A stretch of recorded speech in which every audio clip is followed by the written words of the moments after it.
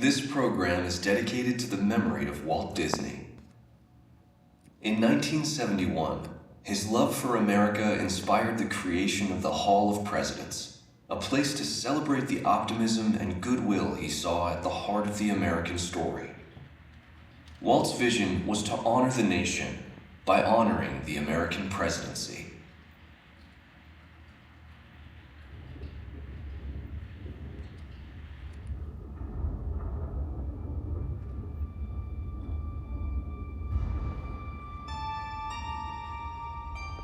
It is 1783, and the smoke is clearing in the wake of the Revolutionary War. Over the course of 8 grinding years, General George Washington has led a force of shopkeepers, farmers, and Native American allies to victory over the greatest military power in the world. A new nation has been born, independent and free. The founders must form a national government. In 1787, through months of passionate debate, they create a written constitution. For the country's highest office, they imagine something new in the history of the world. A leader not born to power like a king or queen. A leader who has not seized power through conquest. A leader not separate from the people, but elected by the people. From among the people. We, the people. This is a new idea, an American idea. The idea of a president.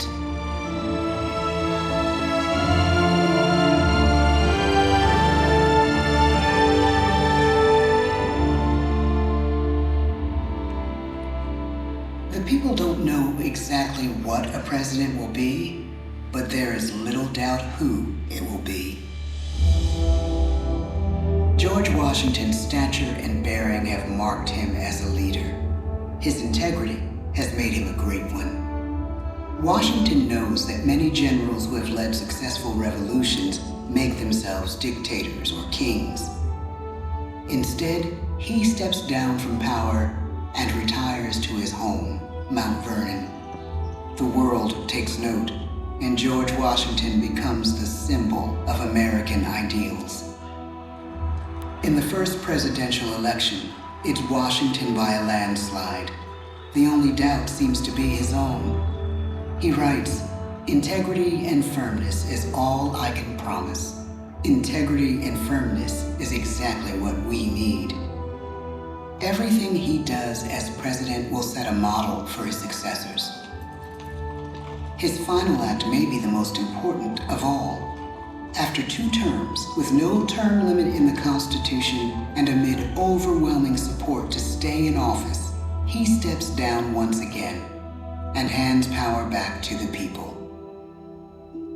He wants us to speak, to elect a new president. During the early years of the Republic, we choose leaders as different as Thomas Jefferson, John Adams, and Andrew Jackson. Elections are often bitter. Each president stands at that fiery intersection where personal character meets the challenges of the times. Some call the presidency a glorious burden. Jefferson calls it a splendid misery. We, the people, must choose well. We elect 15 presidents before the course of history brings us to the edge of a crisis like no other. A nation born of freedom still permits slavery. As the country pushes west, will new states be slave or free? The question produces bitter conflict. The issue rocks the election of 1860 and brings Abraham Lincoln onto the national stage. The tall, lanky, some say uncouth candidate from Illinois is a master of words at a time when speeches are printed in full for people to read. A house divided against itself cannot stand, he has said. With Lincoln's election, the House does indeed divide. Civil War. 11 states secede from the Union. The war becomes a defining passage in the American story. The president's own inner strength and depth of character changed the course of history. Lincoln had come up the hard way on the American frontier, desperately poor, with less than a year of formal schooling. His early years were scarred by tragedy, the death of his mother, his sister, his first love. He struggles with depression, but never loses his determination to rise above it. He once said he's driven by a desire to leave the world a little better place for having lived in it. The war rages. Lincoln fights to preserve the Union and end slavery. Neither is a sure thing. At Gettysburg, Pennsylvania, 6 months after one of the bloodiest battles of the war, the president dedicates a cemetery to the thousands of soldiers who died there, in words we can never forget.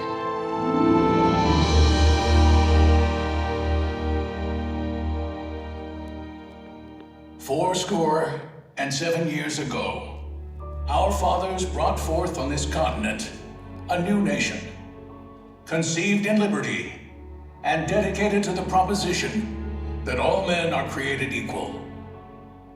Now we are engaged in a great civil war, testing whether that nation or any nation so conceived and so dedicated can long endure. We are met on a great battlefield of that war.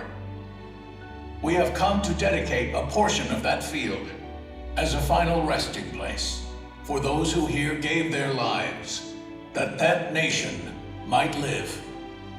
It is altogether fitting and proper that we should do this. But in a larger sense, we cannot dedicate, we cannot consecrate, we cannot hallow this ground. The brave men, living and dead, who struggled here, have consecrated it far above our poor power to add or detract. The world will little note, nor long remember what we say here, but it can never forget what they did here.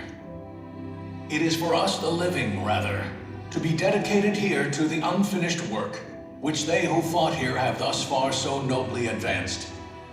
It is rather for us to be here dedicated to the great task remaining before us, that from these honored dead we take increased devotion to that cause for which they gave the last full measure of devotion. That we here highly resolve that these dead shall not have died in vain, that this nation, under God, shall have a new birth of freedom, and the government of the people, by the people, for the people, shall not perish from the earth. The blood of over 500,000 Americans is spilled in this Civil War. President Lincoln's enduring hope is to give true meaning to the sacrifices of so many, to lead us to that new birth of freedom. With the end of the war and the end of slavery, a new birth truly begins. As we roll toward the 20th century, settlers roll west on wagon wheels and railroads connect the nation coast to coast. Millions of immigrants pour in from Europe and Asia. Population doubles. Our economy triples. Our standing among nations rises. We need presidents who can lead both at home and abroad. At the same time, a young Theodore Roosevelt is retreating from New York politics and personal tragedy. The death of his wife and his mother on the same day in the same house. In the Badlands of North Dakota, he rethinks his life and the life of his country. He returns stronger in body and spirit. His renewed energy is just what his country needs.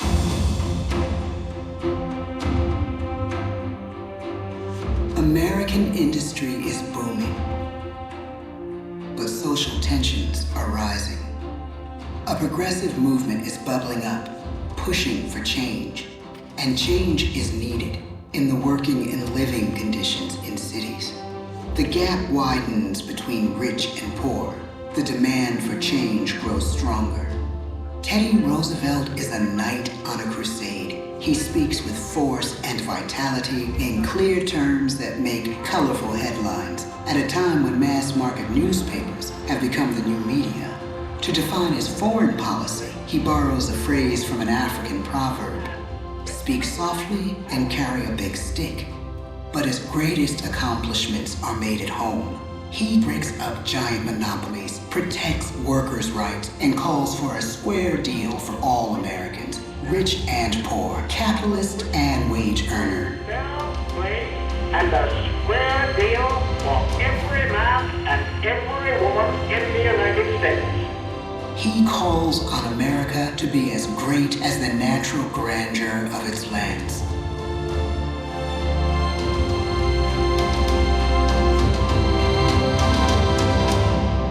Keep your eyes on the stars and your feet on the ground, he tells us. And we do.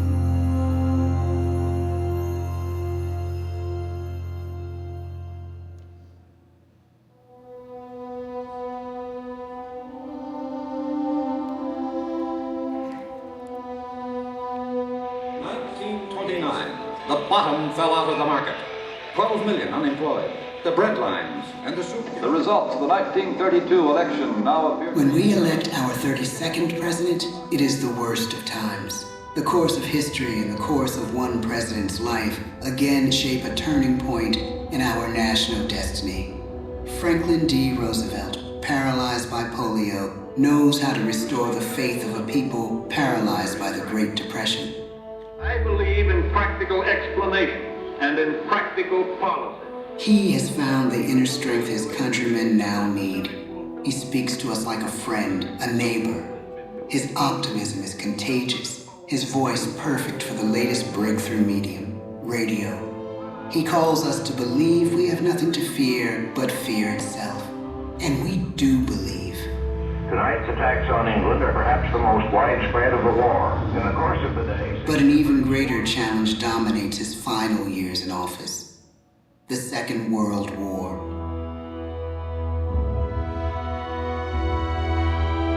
We must be the great arsenal of democracy.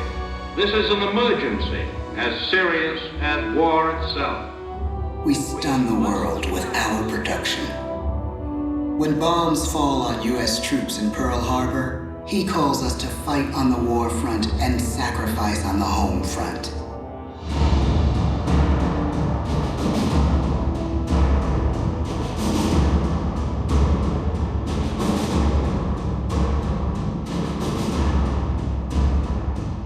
The harder the sacrifice, the more glorious the triumph. So spoke America in the year 1776. So speak Americans today. The world changes. The country changes. And yet, in one sense, what we need most from our presidents has never changed. A guiding vision that calls forth the best that America can be. Will outer space be developed for the benefit of all mankind? Or will it become another focus for the arms race? The choice is urgent, and it is ours to make.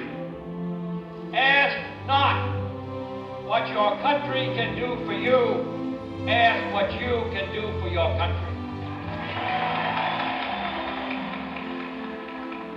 But really, it's all of us who must overcome the crippling legacy of bigotry and injustice.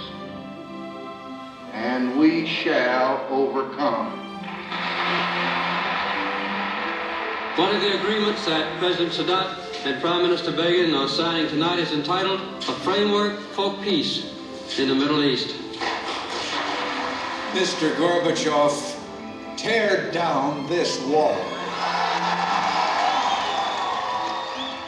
You have lost too much, but you have certainly not lost America. I can hear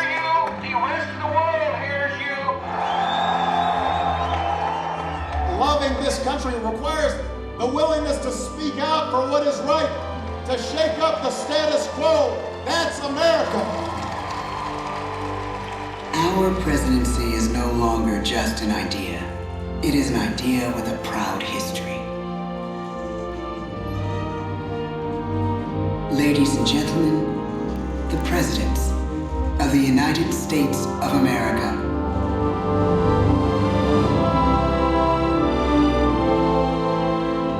George Washington, John Adams, Thomas Jefferson,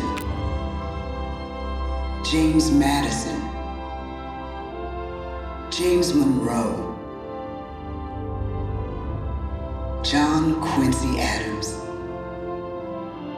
Andrew Jackson, Martin Van Buren, William Henry Harrison, John Tyler, James K. Polk, Zachary Taylor, Millard Fillmore, Franklin Pierce, James Buchanan, Abraham Lincoln, Andrew Johnson, Ulysses S. Grant, Rutherford B. Hayes, James A. Garfield, Chester A. Arthur, Grover Cleveland, Benjamin Harrison, William McKinley, Theodore Roosevelt, William Howard Taft, Woodrow Wilson, Warren G. Harding, Calvin Coolidge, Herbert Hoover, Franklin D. Roosevelt,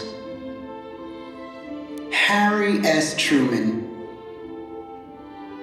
Dwight D. Eisenhower,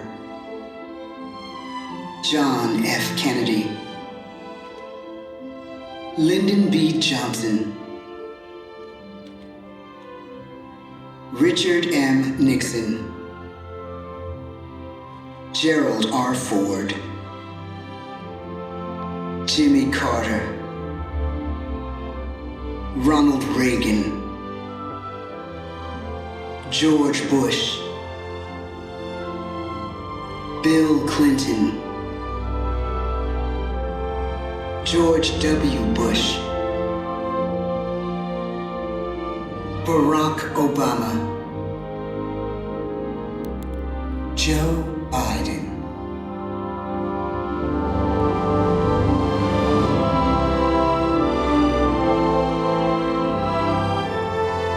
And now we come to the present. Once again, we place our trust in the idea of a president, as we have from the beginning. My fellow citizens, no event could have filled me with greater anxieties than that notification on the 14th day of April, 1789, that you had selected me to lead our nation. But it was with the confidence of my fellow citizens that I took an oath. 35 simple words that have been repeated by every American president throughout history. I, Donald John Trump, do solemnly swear that I will faithfully execute the office of President of the United States and will, to the best of my ability, preserve, protect, and defend the Constitution of the United States. So help me God. The presidency of the United States is a role unique in the world, an office entrusted to each president by us, we the people. Therein lies the genius of that new idea, now over 200 years old.